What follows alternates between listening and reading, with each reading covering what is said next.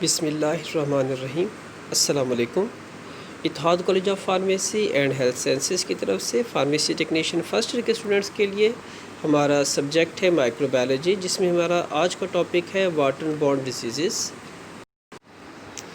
Water borne disease ऐसी disease को कहा जाता है जिनके फैलने का सबब जो है पानी होता है, यानी कोई भी डिजीज़ जिसका माइक्रो ऑर्गेनिज़म जिस भी आलूदा पानी में मौजूद होगा, जब वही पानी कोई और इंसान इस्तेमाल कर लेगा तो वही बीमारी उस तक मुंतकिल हो जाएगी। तो वो बीमारियां जिनके ऑर्गेनिज़म्स जो हैं या पॉजिटिव ऑर्गेनिज़म जो हैं या पैथोजन जो हैं पानी के ज़रिए से, आलूदा पानी के ज़रिए से मुंतकिल होते हैं, तो ऐसी डिजीज़ को हम वाटर बॉर्न डिजीज़ बोलते हैं।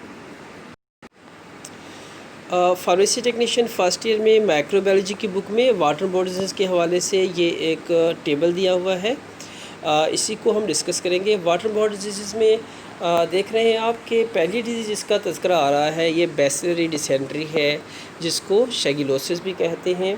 बैसिलरी डिसेंट्री से मुराद है जरासीमी पेचिस, और चूँकि इसका ऑर्गेनिज़म जो है वो शगीला बैसिलस होता है तो इसको शैगिलोसिस भी बोलते हैं।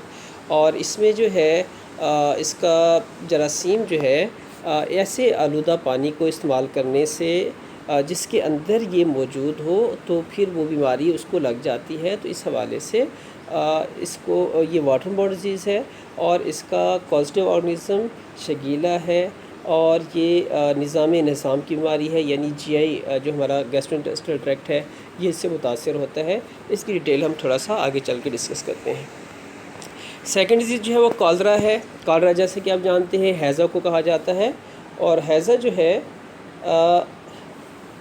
एक यूँ समझें कि एक लाइफ थ्रेटनिंग कंडीशन पैदा हो जाती है जब बहुत ही ज़्यादा वोमिटिंग, बहुत ही ज़्यादा वाटरी स्टूल, डायरिया और शदीद जो है डिहाइड्रेशन का शिकार होकर इंसान जो है उसकी ज़िंदगी को भी ख़तरा लाक हो जाता है, पर नमकियात की शदीद कमी हो जाती है। और इसका जो पॉजिटिव ऑर्गेनिज़म है वो है विब्रियो कॉलरा। जैसा कि आप जानते हैं कि मार्फोलॉजी वाइज जो है बैक्टीरिया की तीन ही अक़साम हैं बेसिकली, बैसिलस, कोकाई और स्पाइरल्स। तो ये स्पाइरल्स के शुमार होता है, ये पहले हम पढ़ चुके हैं। कर्व रॉड की तरह कोमा इन शेप होते हैं विब्रियो कॉलरा, और यही वजह बनते हैं हैज़ा का। तीसरी डिजीज़ जो है हेपेटाइटिस ए है। हेपेटाइटिस ए हम पढ़ चुके हैं पीछे वायरोलॉजी में कि इसका जो है सबब एक वायरस होता है, और लेकिन इसके फैलने का सबब जो है वो भी कंटेमिनेटेड वाटर के इस्तेमाल से ही ये बीमारी जो है वो फैलती है। यानी ऐसा पानी जो आलूदा हो इस वायरस से, और या उस वायरस वाले पानी से, ऐसा पानी जिसमें मौजूद हो और उसी पे पकी हुई सब्ज़ियाँ, उन्हीं पकी हुई सब्ज़ियों को यानी उस पे उगाई गई उस पानी पे, और उन्हीं सब्ज़ियों को अगर हम सही तौर पे पका कर या अच्छी तरह से साफ़ करके इस्तेमाल ना करें तो फिर उनकी वजह से ये जो है कंटेमिनेटेड फूड या कंटेमिनेटेड वाटर की वजह से बीमारी जो है ये आगे मुंतकिल। इस बीमारी में इंसान का जो है वो जिगर मुतासर होता है, जिगर पे खुलियात जो है वो सूज जाती है, उसका फंक्शन भी डिस्टर्ब हो जाता है। तो इस हवाले से इसको हेपेटाइटिस कहा जाता है। और जिसके क्योंकि इसका जो पॉजिटिव ऑर्गेनिज़म है वो हेपेटाइटिस ए वायरस है, इस वजह से हम इसको हेपेटाइटिस ए का नाम देते हैं, और ये जिगर की बीमारी है। नेक्स्ट जो हमारे पास डिजीज़ है वाटर बॉर्न डिजीज़ में एक major disease typhoid fever. Typhoid fever आप जानते हैं कि इसको इंटेरिक फीवर भी कहा जाता है, और इसका पॉजिटिव ऑर्गेनिज़म जो है वो साल्मोनेला टाइफी होता है। और ऐसा आलूदा पानी जिसके अंदर साल्मोनेला टाइफी हो, बात वही कि जब हम उसको इस्तेमाल करेंगे तो बीमारी फैल जाएगी। इस हवाले से इसका शुमार हम वाटर बॉर्न डिजीज़ में करते हैं। नेक्स्ट है डेंगू फीवर और मलेरिया। मलेरिया और डेंगू फीवर जो है इनके जो पैरासाइट्स हैं या प्लाज्मोडियम जो है, चूँकि पानी जो है उनको मीडिएटर के तौर पे एक हैबिटेट फराहम करता है, वहीं भी आके वो ग्रो करके फिर आगे चल के वो जो है अपने इन्फेक्शन को फैलाते हैं। तो ये चूँकि उनके जो लाइफ साइकिल है उसका एक हिस्सा है पानी, लेकिन ये कंटेमिनेटेड वाटर को इंजेस्ट करने या पीने से ये नहीं फैलता, बल्कि पानी जो है उनके लाइफ साइकिल में एक मीडिएटर का काम करता है। लिहाजा इनको भी हम वाटर बॉर्न डिजीज़ में इस हवाले से जो शुमार करते हैं। नेक्स्ट है एस्कारियासिस। एस्कारियासिस एक वर्म इन्फेस्टेशन है, यानी पेट के कीड़े जिन्हें हम आमतौर पर बोलते हैं राउंड वर्म इन्फेस्टेशन है। जो है वो किसी भी तरह से आलूदा पानी जिसके अंदर इसके लार्वा मौजूद हों वो इंसान इस्तेमाल कर ले, तो वही फिर इंसानी जिस्म में आके फिर अपनी तादाद बढ़ा के बहुत ही एक जो है वो इन्फेक्शन काज कर देते हैं, और इस कंडीशन को हम एस्कारियस का नाम देते हैं। डिटेल हम अब देखते हैं। कंपैलोबैक्टीरियोसिस। कंपैलोबैक्टर जो है ये एक बैक्टीरिया है। जिस तरह एक आम बैक्टीरिया का नाम आपने सुना होगा एच पेलोराई, हेलिकोबैक्टर पेलोराई। हेलिकोबैक्टर पेलोराई जो है वो इन्फेक्शन काज करता है स्टमक के जो आखिरी हिस्सा है पेलोरस उसमें, तो उसका नाम हेलिकोबैक्टर पेलोराई है। और ये वाला जो कंपैलोबैक्टर है ये चूँकि हमारे इंटेस्टाइन का सेकंड पार्ट जो है जुजिनम, उसके अंदर इन्फेक्शन काज करता है, तो इसको इसलिए कंपैलोबैक्टर जुजिनाई कहा जाता है। और ये स्मॉल इंटेस्टाइन में जो है वो इन्फेक्शन काज करता है, और स्मॉल इंटेस्टाइन में इन्फेक्शन काज करेगा तो लाजमी बात है उससे जो उसका पेन भी होगी वहाँ पे उसका फंक्शन भी डिस्टर्ब होगा। जब फंक्शन भी डिस्टर्ब होगा तो साथ में डायरिया की अलामात भी होगी। लास्ट जो डिजीज़ है हमारी जॉर्डियासिस। जॉर्डिया जो है ये एक पैरासाइट है अमीबा की तरह, और ये जो है ये भी वो डायरिया और एब्डोमिनल पेन और एब्डोमिनल क्रैम्प्स जो है ये पैदा करता है। और ज़्यादा कॉम्प्लिकेटेड हो जाए अगर पूरे जिस्म में फिर फैल जाए, तो जितनी भी हमारी म्यूकस मेम्ब्रेन है, चाहे वो रिप्रोडक्टिव सिस्टम के हवाले से है या हमारे डाइजेस्टिव सिस्टम के हवाले से है, और इवन जो है लंग्स को भी मुतासर कर सकता है, और लिवर में जो है वो अब्सेस भी बना सकता है। तो इस तरह से ये जो है जॉर्डिया ये पैरासाइट हमारे प्राइमरी स्टेज पे तो ये डाइजेस्टिव सिस्टम की डिज़ीज़ ही है, लेकिन अगर कॉम्प्लिकेटेड हो जाए तो फिर हमारे म्यूकस मेम्ब्रेन जहाँ जहाँ भी है वहाँ पे उनको जो है वो मुतासर कर सकता है। अब हम इन तमाम डिजीज़ को वन बाई वन डिस्कस करते हैं। सबसे पहले शगेलोसिस। शगेलोसिस एक इन्फेक्टियस डिज़ीज़ है जो कि शगीला ग्रुप के बैक्टीरिया की वजह से होता है, और इसमें डायरिया, फीवर और स्टमक क्रैम्प्स यानी पेट में क्लंच की तरह के जो है मैदे में जो है इसके दर्द होते हैं। तो ये जो है शगीला है। और इसमें सिम्टम्स क्या क्या होंगे? मेन सिम्टम तो इसमें डायरिया होगा, और डायरिया भी ब्लडी होगा पेचस की तरह। इसको हम आम तौर पे जो है अमीबिक पेचस डिसेंट्री का नाम भी दे देते हैं। और इसमें जो है फीवर भी होता है, साथ में स्टमक में पेन होता है, और इसकी जो मेन सिम्टम है feeling to need to pass stool even when bowel are empty. जब इंसान के इंटेस्टाइन जो है इंतड़ियाँ जो है खाली भी हो जाए तब भी उसके अंदर फीलिंग होती है कि जैसे उसको भी स्टूल पास करना है, और मेडिकल इस चीज़ को टेनेस्मिस का नाम दिया जाता है। यानी म्यूकस कंटेनिंग डायरिया होगा, ब्लड भी होगा, साथ में फीवर होगा, और मैदे में दर्द होगा, और दर्द भी जो है क्रैम्प्स की तरह का, और मरीज़ को जो है मुसलसल ऐसी फील होता है कि जैसे उसने अभी स्टूल पास करना है। और इसकी ट्रांसमिशन जो है वो फेको ओरल ट्रांसमिशन है। इससे मुराद ये है कि किसी भी इंसान को जिसको ये मर्ज़ लाहक है तो उसके फीसेस में जो है वो जरासीम निकल रहे होंगे, वही फीसेस जो है किसी पानी में जाएंगे, वही कंटेमिनेटेड वाटर फिर इंसान इस्तेमाल कर लेगा। यानी फीसेस जो है इसका एग्ज़िट रूट था, और ओरल जो है इसका एंट्री रूट है। तो इस हवाले से ये फेको ओरल ट्रांसमिशन इसको कहा जाता है। इसका मेन पाथ है शिगेला इन्फेक्शन का। दूसरा जो है अगर हम कोई ऐसी खुराक वही बात खा लें कि जो आलूदा हो इस जरासीम से, या ऐसे ऑब्जेक्ट जो इससे आलूदा है फिर उनको मुंह में डाल लें, इवन सेक्सुअल कंटेक्ट से भी, चूँकि मैंने आपको बताया कि रिप्रोडक्टिव सिस्टम तक अगर ये पहुंच चुका हो, और जो है दूसरे जो है इन्फेक्शन और जो चीज़ें हैं जो इस इन्फेक्शन का काज बनती हैं वो है जहाँ पे सफाई सुथराई का प्रॉपर इंतज़ाम ना हो, तो ये मर्ज़ जो है उस जगह पे जल्दी फैलता है। अब हम टाइफाइड को देखेंगे। टाइफाइड भी बैक्टीरियल इन्फेक्शन ही है, और इसके सिम्टम्स में फ़ीवर होता है, डायरिया होता है, वॉमिटिंग होती है, और ये जानलेवा हो सकता है अगर इसको प्रॉपर ट्रीट ना किया जाए। इंटेस्टाइन में सुराख करने का बायस भी हो सकता है, जिसे हम इंटेस्टाइनल परफोरेशन बोलते हैं। और इसका जो कॉजेटिव ऑर्गेनिज्म है वो साल्मोनेला टाइफी है। और ये जो है किस तरह से ट्रांसमिशन इसकी होती है, कंटेमिनेटेड फूड से या कंटेमिनेटेड वाटर से। यही वजह है कि इसको हम जो है वो वाटर बोर्न डिजीज़ में इसका शुमार करते हैं। और ये उन जगहों पे ज़्यादा होता है जहाँ पे हाथ धोने का ज़्यादा रुझान नहीं होता। तो इसके साइन सिम्टम्स जो हैं, पहली बात यह है कि इनका इंक्यूबेशन पीरियड कि अगर इन्फेक्शन जो है बॉडी में दाखिल हो चुका तो साइन इसके सिम्टम्स कब ज़ाहिर होना शुरू होंगे, तो 5 से 21 दिन के अंदर जो इसके सिम्टम्स जो है ज़ाहिर होना शुरू हो जाते हैं। इस वे में इसका इंक्यूबेशन पीरियड जो है वो 5 से 21 दिन का होता है। और इसके टिपिकली साइन क्या होते हैं, इसमें जो है पेट में दर्द होता है, सर में दर्द होता है, लंबा बुखार होता है काफ़ी अर्से तक, जिसको कंटिन्यूस लो ग्रेड फीवर का नाम भी दिया जाता है। एनोरेक्सिया, भूख नहीं होगी, नौजिया मतली किसी का कैफियत होगी, लॉस ऑफ एपिटाइट, भूख ख़त्म हो जाएगी, कंस्टिपेशन भी हो सकती है और डायरिया भी हो सकता है, दोनों चीज़ें होती हैं और प्रोग्रेसिवली अपीयर होती हैं। ऐसा ऐसा अलामात जो है वो ज़ाहिर होना शुरू होती हैं।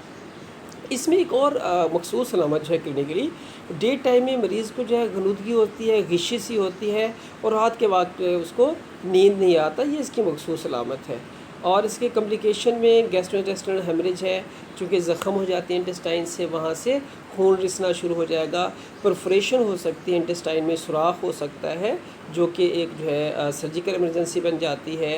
हार्ट फेलियर की तरफ भी पेशेंट जा सकता है और उसके इंसेफ्लाइटिस यानी उसके दिमाग पे सूजन भी हो सकती है। तो इसकी कम्प्लिकेशन है अगर प्रॉपरली इन टाइम इसको ट्रीट ना किया जाए तो। अब हम एस्कारियासिस को देखते हैं।